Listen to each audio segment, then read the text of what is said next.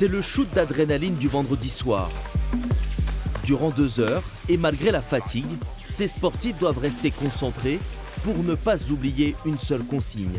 Et là, voilà, je travaille, ok, je l'emmène et je me mets sur lui. Car au MMA, l'ensemble du corps est une cible. C'est un sport qui mélange plus de disciplines, donc il est à la fois des disciplines de préhension, donc de saisie, des disciplines de percussion et des disciplines de projection. Donc on va cumuler forcément les traumatismes de chaque discipline. Des traumatismes de percussion, par exemple, c'est souvent des bleus. Les traumatismes de projection, ça va être des luxations, des choses comme ça. Mais pas plus qu'au judo, pas plus qu'au karaté, pas plus qu'en boxe en fait. Lorsque le monde entier le pratiquait, le MMA était interdit en France. Autorisé depuis 3 ans, ce sport de combat spectaculaire attire aussi le regard pour ses affrontements au sol. Le principe du MMA, c'est le combat total.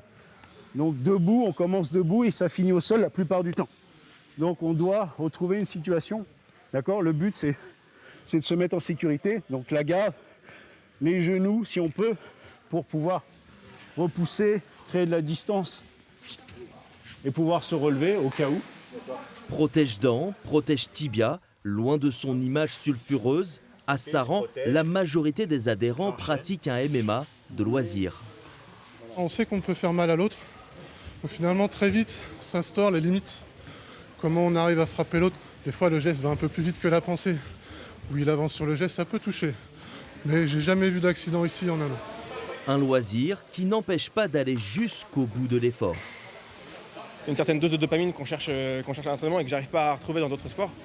J'en ai essayé beaucoup, mais ce goût, cette saveur qu'on a à la fin d'entraînement en étant épuisé, c'est possible que dans les sports de combat.